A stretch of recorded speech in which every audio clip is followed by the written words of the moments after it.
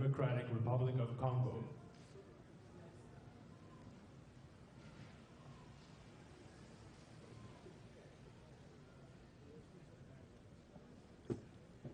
His Excellency Joseph Kabila Kabange, President of the Democratic Republic of the Congo.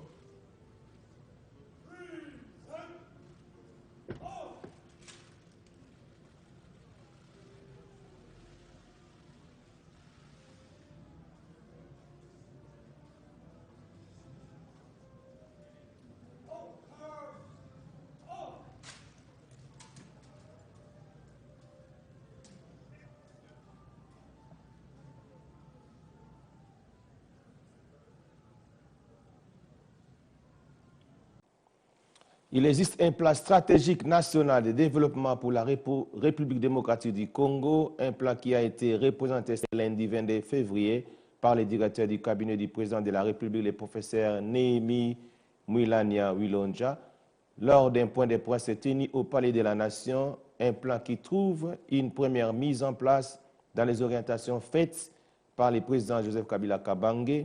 Le président de la CENI, Corneille Nangaa, s'est rendu ce lundi dans la ville de Bandundu, province du Kwilu, avec pour objectif de sensibiliser la population de cette partie du pays sur les processus électoraux en cours. Il a invoqué les forces et les processus dans lesquels se trouve la République démocratique du Congo. Suivez ce reportage de Benoît Degouf depuis.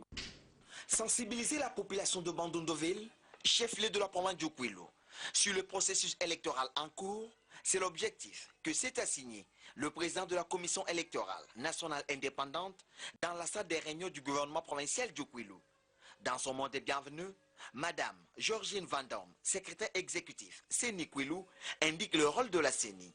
Corneille Nangaa, patron de la centrale électorale, a quant à lui éclairé toutes les forces vives de la province du Kwilu sur les forces et faiblesses du processus électoral en cours ainsi que les perspectives qui s'impose à la classe politique. Devant la presse, Corneille Nangaa revient sur l'objectif de sa mission à Bandunduville. Nous sommes à Bandundu pour sensibiliser et pour superviser la clôture des dépôts de candidatures, l'élection de gouverneurs et vice-gouverneurs. Nous sensibilisons en même temps toutes les forces vives sur l'opération que nous venons de lancer, c'est-à-dire la révision du fichier. Après échange de questions et réponses, le commissaire spécial de la province du Kwilu, professeur Michel Balabala Kassongo, n'a pas manqué de manifester la joie de la province du Kwilu. Nous devons d'abord remercier le chef de l'État, garant de la paix et de l'unité nationale, grâce à qui cette communication d'aujourd'hui serait impossible. La paix et l'économie du développement. Notez que c'est par une visite au secrétariat exécutif de la CENI Kwilu que le patron de la centrale électorale a clôturé son séjour avant de s'envoler pour Mbandaka. Et sachez également que la CENI vient de prolonger de 5 jours l'opération de dépôt de candidature au poste de gouverneur et vice-gouverneur. La liste provisoire des candidats est prévue le 28 février de l'année en cours. Au total, 135 dossiers ont été déposés et enregistrés par la CENI. Et pour en savoir plus, suivez les reporters adjoints de la CENI au micro de Bébé et Inda.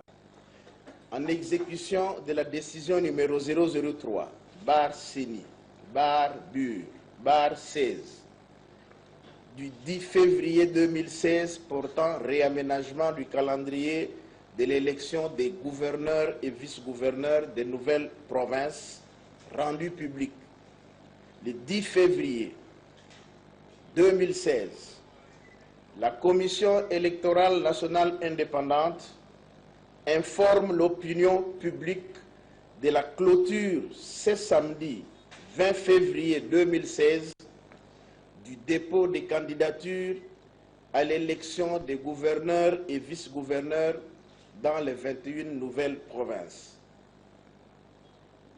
Les données statistiques consolidées à ce jour se présentent de la manière suivante.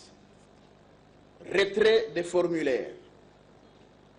203 formulaires d'inscription des candidatures ont été retirés, dont 81 par les partis politiques, 10 par les regroupements politiques et 212 par les indépendants.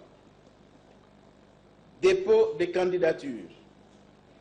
135 dossiers déposés, dont 37 par les partis politiques, 18 par les regroupements politiques et 80 par les indépendants. Au total, la CENI a enregistré 135 listes de candidatures.